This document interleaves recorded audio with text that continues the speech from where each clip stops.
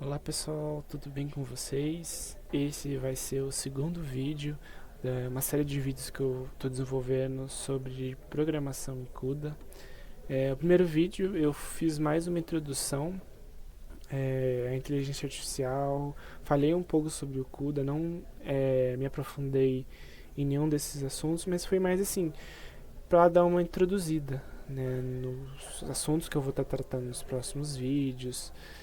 Falei um pouco sobre os principais assuntos que eu acho importante ter conhecimento para estar vendo os vídeos, que são os papers Attention is All You Need e Flash Attention, que eles trabalham principalmente os cálculos principais para a inteligência artificial, trabalham a parte de multiplicação de matrizes, fazem o cálculo de atenção, cálculo de multi-head para diferentes cabeças de atenção.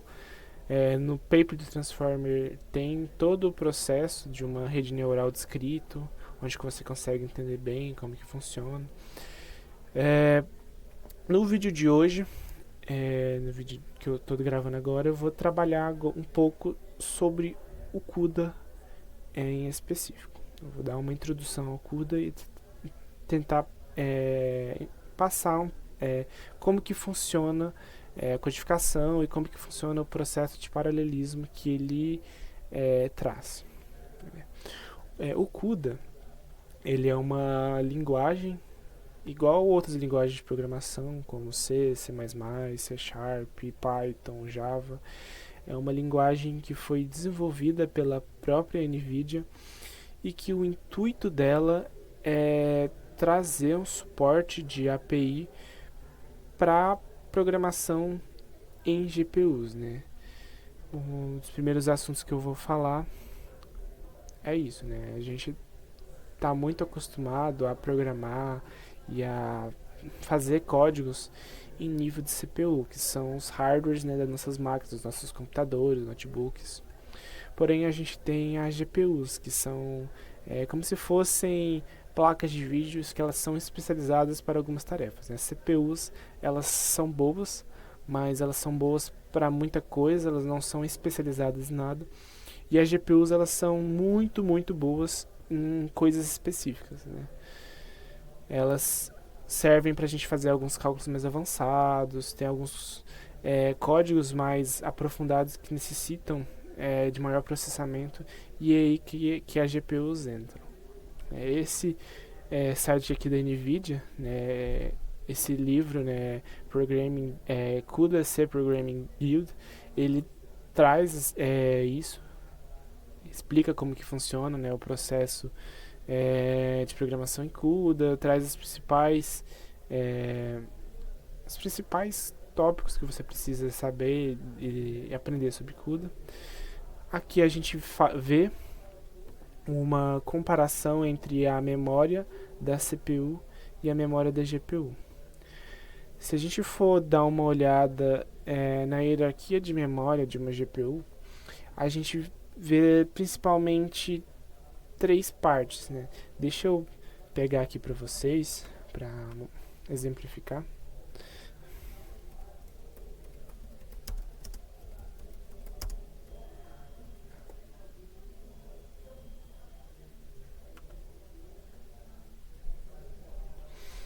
Deixa eu pegar aqui uma imagem para ficar mais visualmente, fica melhor de se ver. Uma que eu gosto muito é a do Flash Attention.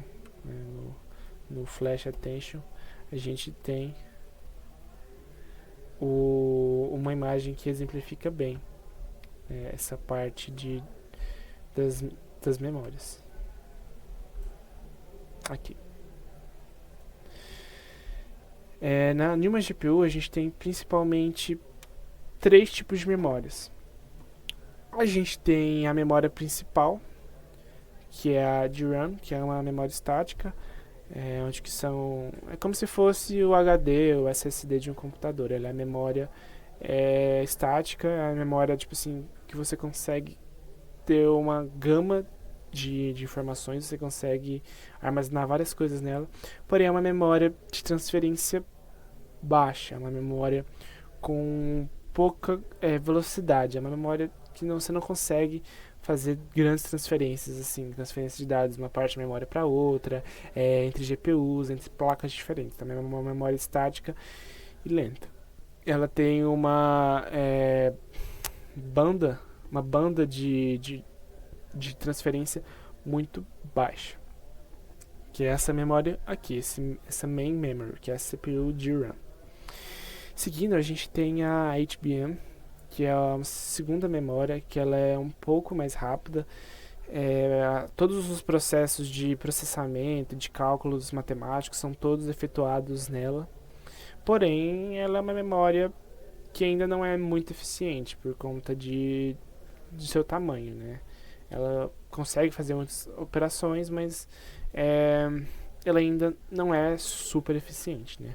A memória mais eficiente que a gente tem é a SRAM, que ela é a Shared Memory, SRAM de Shared Memory, que ela é a memória compartilhada numa GPU, que ela é compartilhada para todos os partes, todos os blocos de uma GPU, e é nela que acontece as operações mais rápidas. Ela tem um processo de transferência de 19 terabytes por segundo, que é muito, muito rápido e muito eficiente. É aqui que todo o processo acontece, que é a troca de informações, e isso aqui é o processo principal, né, numa GPU, é utilizar maior processamento. Ou seja, a gente vê que numa CPU a gente tem maiores partes do L1, L2, a parte de controle dentro da GPU. Na GPU a gente tem maiores blocos, né, que fazem esse processo de processamento, de cálculo, de aprofundamento, mas a gente não tem um tanto controle. Então essa é a principal diferença da CPU para a GPU. A CPU ela consegue fazer várias coisas, só que não tão eficiente, consegue fazer bem, e a GPU, por conta do processo de processamento elevado, ela consegue fazer várias coisas ao mesmo tempo, consegue paralisar as atividades, porém no nível de controle menor, certo? Agora eu gostaria de mostrar um pouco sobre a hierarquia a hierarquia de memória numa GPU. Dentro da GPU, a gente tem uma matriz grande, que ela é uma matriz grid. Dentro dessa grid, nós vamos ter os thread blocks. O que é uma thread? A thread é uma unidade mínima de processamento. É a unidade mínima de processamento. É nela que, por exemplo, quando a gente tem uma multiplicação de matriz, a gente multiplicar um número com outro, é na thread que acontece essa multiplicação. Então, numa placa de vídeo, a gente tem o grid, que é um componente maior. Dentro de cada grid, vamos ter os clusters. Os clusters são uma forma de organizar a parte dos threads. A gente tem diversos clusters. Em cada cluster, a gente vai ter um thread block. O thread block ele funciona para orientar as threads e otimizar todo o processamento, né? Threads dentro do mesmo thread block vão estar operando, fazendo as mesmas operações, vão estar fazendo coisas compatíveis, né? Vamos supor que, por exemplo, no caso do Flash Attention, vamos supor que a gente tem uma matriz grande que é feito o processo de tiling, ou seja, divisão em diversos blocos menores, em que cada bloco vai ser processado, por exemplo, por uma thread block. E aí dentro de cada thread block, cada thread menor vai processar a multiplicação de dois números ou uma parte da sequência, por exemplo. Então, de forma geral, a gente tem o cluster, a gente tem a matriz, dentro da matriz os clusters, que eles vão organizar as thread blocks. Dentro das thread blocks a gente tem as threads, e são as threads, as unidades mínimas que fazem todo o processo. certo?